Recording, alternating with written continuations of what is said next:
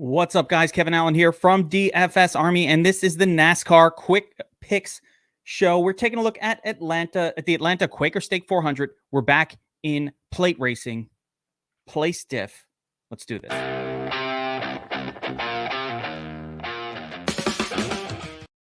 All right, what's up, everyone? I loves me a plate race, and Atlanta is now officially a plate race. What are we talking about? Plate race. Plate racing is where there is a restrictor plate on the vehicle that doesn't allow it to achieve its maximum speed. NASCAR does this on tracks with long straightaways, Daytona, Talladega, and now Atlanta. And it's really important to understand, because there's just 3 races, how these races tend to work. There are fewer laps, although Atlanta has more laps, dominator points to go around than something like Daytona or Talladega, but there are fewer total dominator points to go around. That's first. Second of all, it's virtually impossible to hold a lead for long stretches of the race. The tire drop off in Atlanta is insane.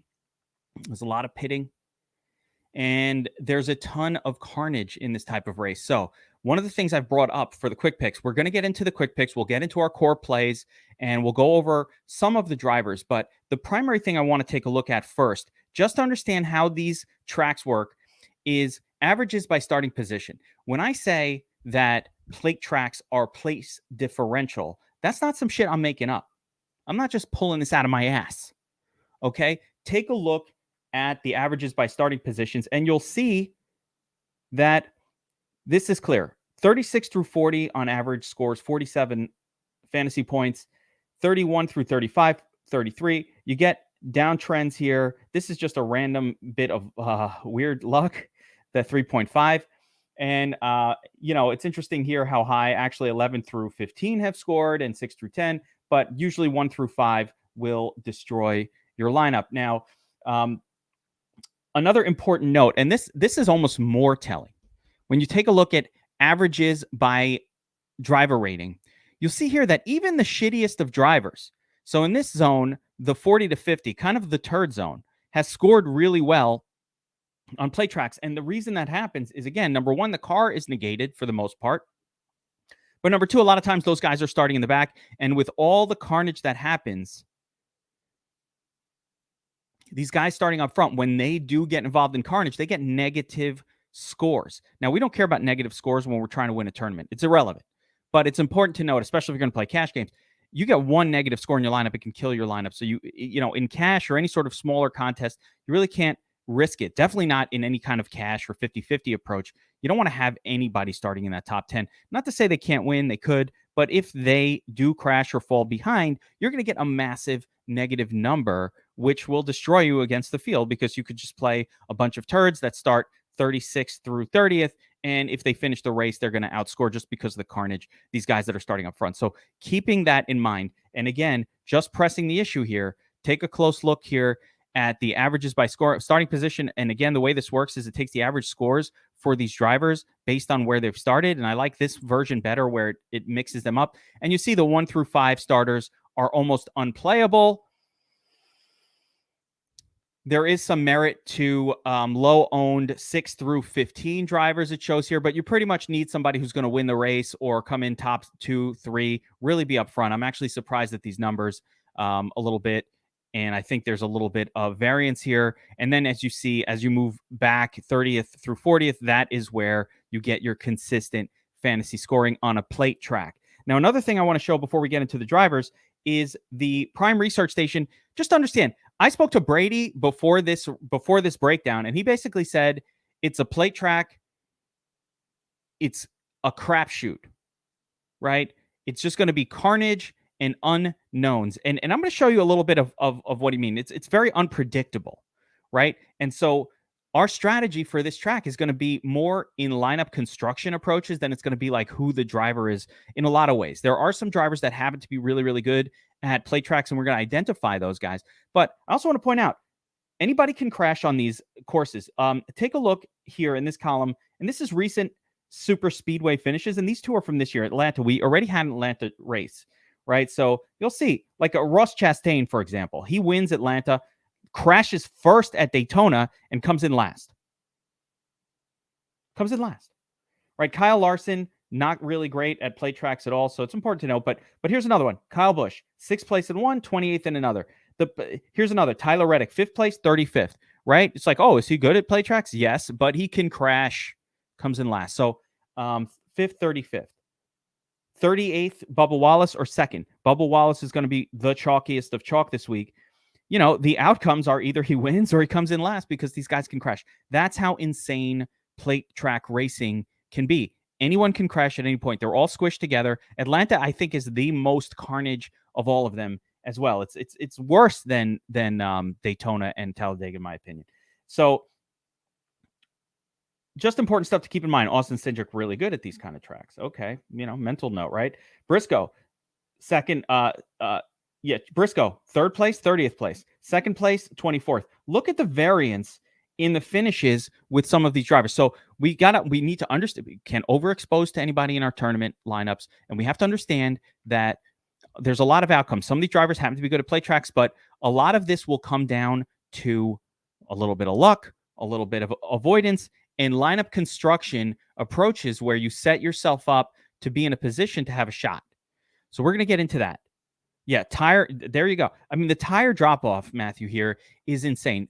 Again, that's why I'm saying Atlanta might be worse in some ways than Talladega and Daytona because the track is way more difficult on tires, right? It's unpaved. It's like driving down a street in your city that's just, they still need to repave it.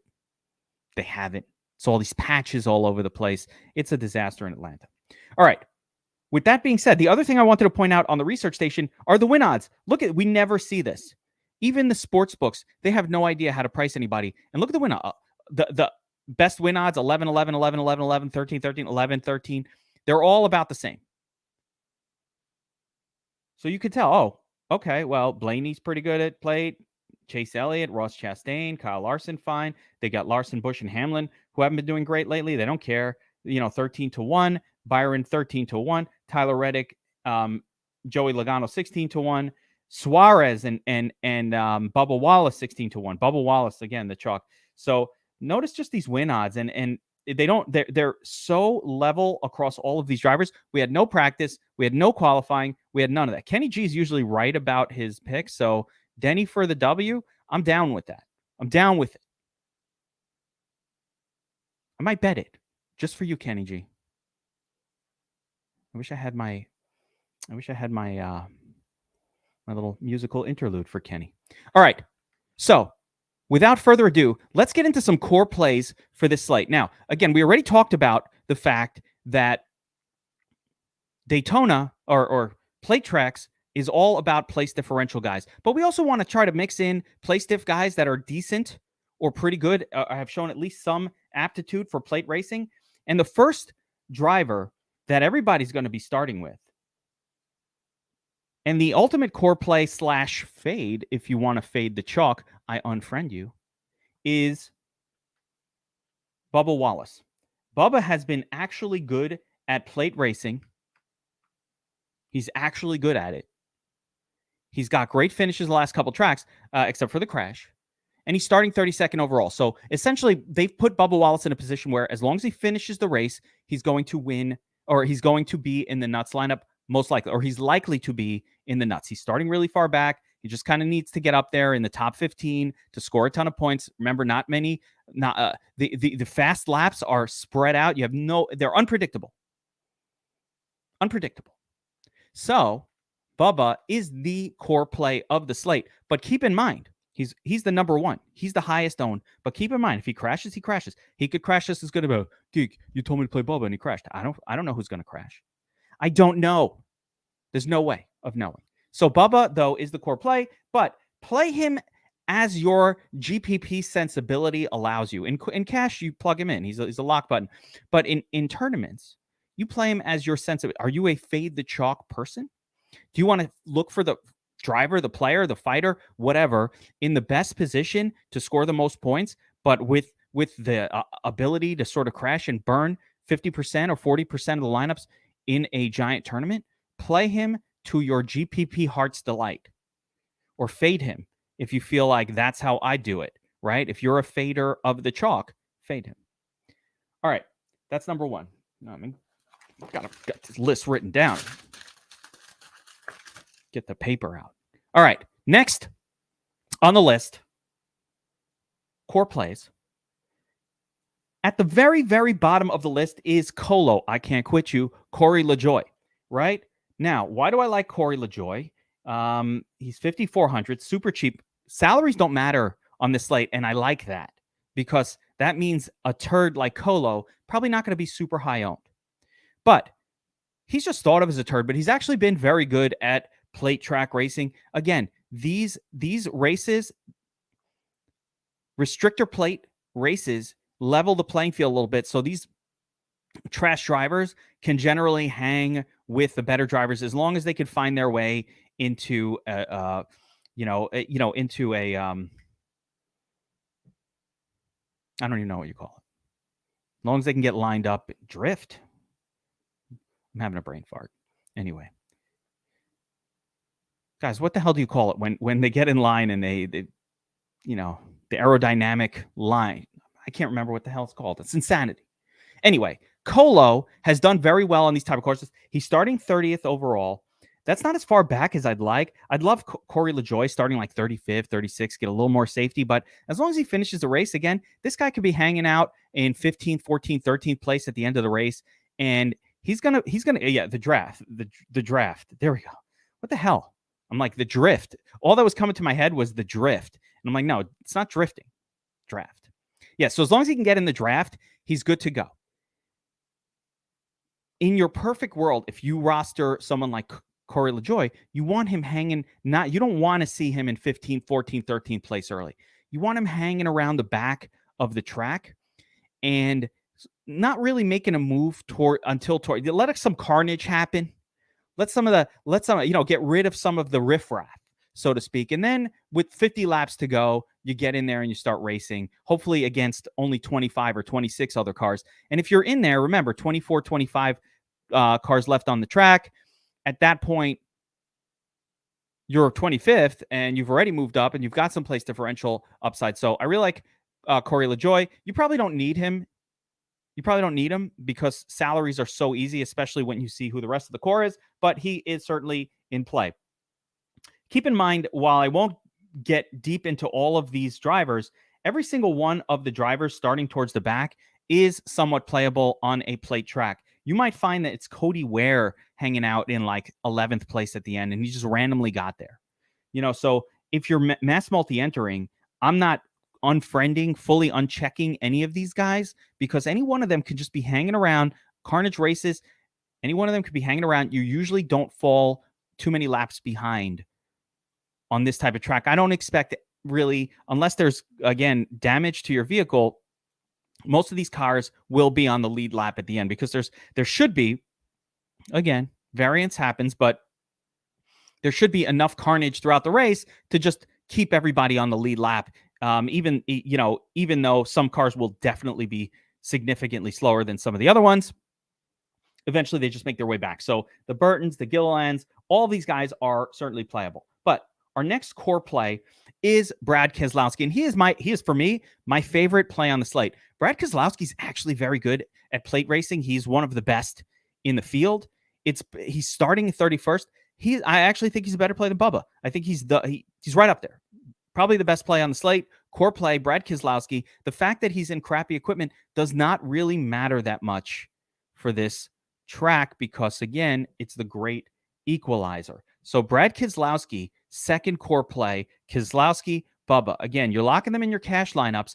And, in tournaments, I expect Keselowski will also be high on. Let me actually pull up the ownership projections here real quick. And yeah, there you go. So, I mean, the ownership projection, I love our ownership. They tell the tale, right?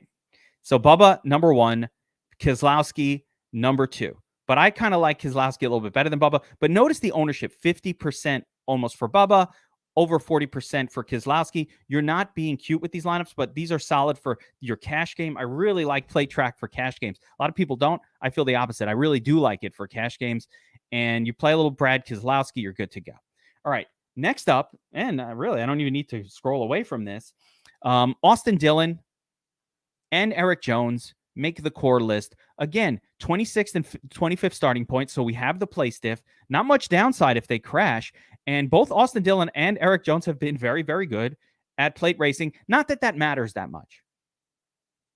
It does matter a little bit, but, it's not the end of the world. Again, on this track, it's going to be more about survival and making it to the end. So this is sort of like, if you're constructing a lineup and it looks like this, it's Bubba, it's Keselowski, it's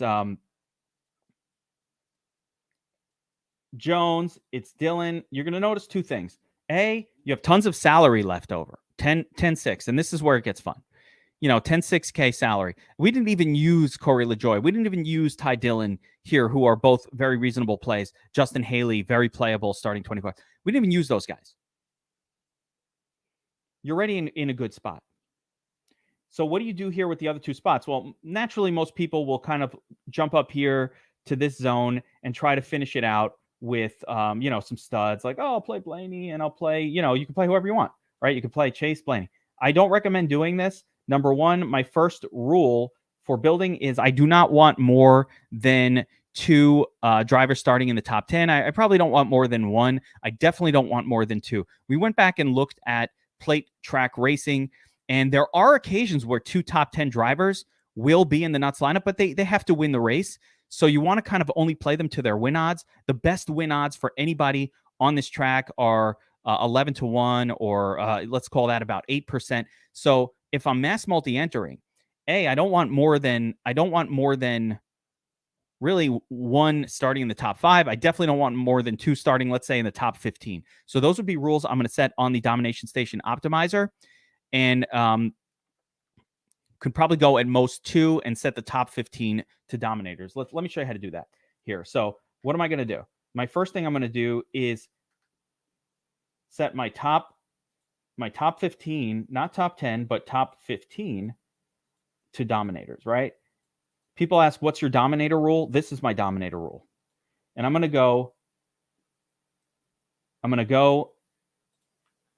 at most 2, right? Now I'm going to make a separate player combination rule on the optimizer, 0 and 1 of, and we're going to get the top 10 drivers in this list. Let me just see who they are.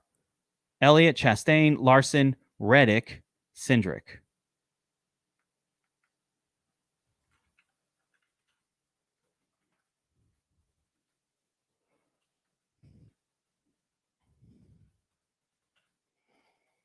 More in there. I don't want too many of these guys.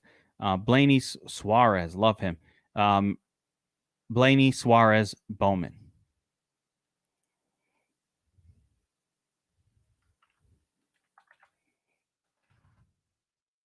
He's in there. Bowman. So we'll call this a rule for the top 8. For the top 8, I'm going to make sure I don't get more than one of them, right? And the reason I'm doing this is, again, so our best way to give ourselves an advantage on this track is through lineup construction rather than really overly worrying about the drivers themselves. I'm going to give you a couple core or heavy exposures, guys I really love, a little bit higher in salary level, but I just wanted to sort of point out this right here will be a very common start to a lot of lineups, just because these are the highest owned drivers most likely on the slate. Again, I'm curious as to where Corey LaJoie's. Yeah, Colo, he's still got plenty of ownership, and you're seeing a lot of these 30%. There's just going to be high ownership across the board. But yeah, Blaney, interesting at 38. Oh, I'm sorted by the wrong thing here. There we go. Yeah. Okay, so Colo, 27%, then Aramarola, basically all the play stiff guys. And that takes us to some other core plays that I like that are maybe a little bit pay up guys, right? So we've started with this 4. We've added Corey LaJoie to the mix. Every one of these other drivers is fine. Ty Dillon finds a way to survive. Harrison Burton, he can get there. Gilliland, okay. Gregson, fine. Any one of these guys can, so they're perfectly fine drivers. Stenhouse is actually pretty good at plate racing. He's very aggressive, can crash, but if he's not crashing, he's usually in the mix. So I like a little bit of Stenhouse. Almirola's in the mix. But the other names that I kind of want to build around this week are Logano, Hamlin, and Kyle Busch. So I like a little bit of studliness in my lineups. I like to have good drivers in there who are competing for wins. And one of the guys who I really love on plate tracks every time is Denny Hamlin. He's crafty. He tends to find his way towards the front, towards the end. He's very, very good at plate track racing. Logano, like similar to a lesser extent. So I like both of those guys. They start in an interesting position, 16, 17, 19. So there is place differential to go around for this trio of drivers. And the way I'm going to do it, I'm just going to mix it up a little bit. You can do it this way. You can get Logano in there. You don't want to overexpose to any one, but you want to kind of mix it up with this grouping. But Hamlin, Logano, Kyle Busch are the trio. Kyle Busch has not done great at plate tracks in recent years, but I just like that he's starting 19th. And again, salaries do not matter on this track, so we can do whatever we want in terms of playing studs. Kurt Busch is another one that I don't mind at 8,200, starting 21st, decent on plate tracks. So one final note here is going to be just generally lower and control exposure. You saw me make the rule on the domination station that I will be using, and I'm going to be using this rule for my lineup construction. I want to make sure I don't have lineups where I've got two or even two of these top guys. Like, you don't want Elliott and Chastain. They would literally need to finish first and second, plus a whole bunch of crazy ass other shit to go on for them to be in the nuts. So the chances of that happening is just really low. There's crashing, there's falling back. If you just fall out of the draft for a second, boom, you just drop 13, 14, 15 spots. That's the margin for error in a plate race with a draft, the way that this one is minuscule. Any little thing and you're shot to the back, and it's hard to make your way back up. So we're going to play safe. We're going to play place differential drivers. We're going to mix in for our tournaments. We're going to mix in these lower owned drivers that are starting a little bit more towards the front. Does not have to be, but we're going to limit how many of them. Look at the ownership projections. So, anyone, Austin Cindric wins the race, by the way, who I like a lot, and he's awesome at plate track. If he wins the race, he'll be in the nuts. You want to get some exposure to him. But it's also unlikely that Cindric and Reddick, two guys in this top 5, score enough points together to be in the perfect lineup. So you kind of only want to have one of these types. Suarez can hang around, man. He's been pretty good. But, he's more likely to crash and burn your lineup. So these things are going to be interesting. I'm going to make sure to get some exposure to all these early starters, but where I can get a little bit more comfortable, again, is this zone here, 15 and beyond, where you've got the Loganos, you got the Hamlins who are known to be good. Kyle Busch is just generally always good. So, and Stenhouse, good on plate tracks. Kurt Busch, decent on plate tracks. So this should be fun, but remember that this is a shitstorm of a race. So you do not want to overexpose even to the chalk. My sensibility is like, I'm playing 100% Colo. He's my guy. No, can't do that. Don't do that. I want to play 100% Keselowski. Can't do that because the crash will happen. There's no way. I would say the chances of, and I'm going to add it in the chances of these 5 drivers all making it through the race, for example, without crashing, are very small. Even more so because in general, the way that DFS works on a high variance, heavy carnage track, the minute you get a driver like Bubba or even Keselowski, who are going to be 45, 50% owned, just the natural karma of DFS causes those type of drivers to frequently crash and burn all your lineups. Don't go all in here. You don't want your day ended after 5 minutes. these are your cash plays for the most part. You just start with the play stiff guys. If I was running cash lineup, I don't even think I'd need to use Corey LaJoy. I might just not, and I might just go again with something like this, something along these lines, or not even use any. Like I said, you can use all super play stiff guys in a cash lineup and let your opponents make mistakes. Whatever you want to do. And in tournaments, you are going to have to take chances with your lineup and mix in one of these uncomfortable drivers. I will be fading Chase Elliott. I don't like the pole sitters. I usually don't like the drivers starting at the beginning, but history has shown us that when they do win, they do have a reasonable chance of being the nuts, especially a race like this.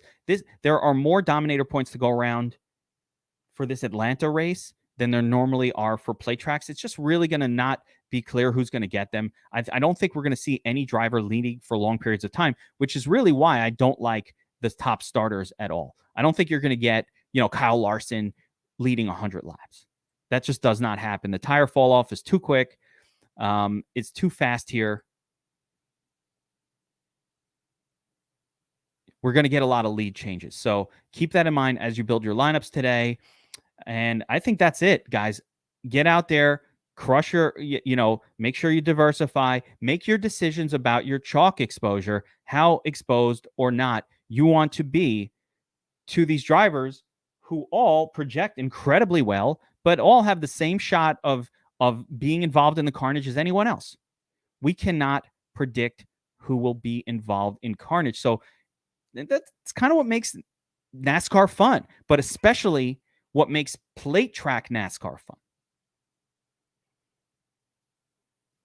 I've won the Daytona tournaments a number of times, and a lot of it was just really focusing, again, on the play stiff guys, going real heavy, especially on some of the low-owned ones that you tend to not want to play. Like, the 5-7 2, these turds that are the lowest ownership guys. Let's show the lowest owned. Yeah. Who's Alex Bowman, 6%, right? Kevin Harvick, 8%. I don't like any of these guys, but 8%, 10% McDowell, Cindric, 12%. This group, you're going to probably need at least one of those types of drivers in your lineup. One of them is going to find their way into that nuts lineup. They will. It's going to be a low-owned guy.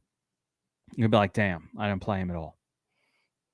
But if I can get Suarez or Reddick, now again, these guys have to win, so we don't want to play them above their win odds. But if you too much above their win odds, but if you're right, I mean, it's that rest of your lineup looking chalky, and then that one driver, or or even like a Cody Ware starting 34th, very low owned, or Cole Custer. That ownership is very low. So I'll get some Custer exposure. I don't think he's good at these tracks, but whatever. Cody Ware, he might not even finish the race. He's probably the worst driver in the field, but whatever. Plate track. Just weirdly finds his way up towards the front at the end, and you're like, holy shit, that happens in plate track. So good luck today, everybody. I will see you on top of the leaderboards. Any more questions? We'll be hanging out in DFS Army Discord, answering what we can if you got and kind of going through this stuff. But I think you have what you need to make some strong lineups today and have fun watching what is I think a fun race to watch. I like carnage. I love the carnage. Good luck today, everybody.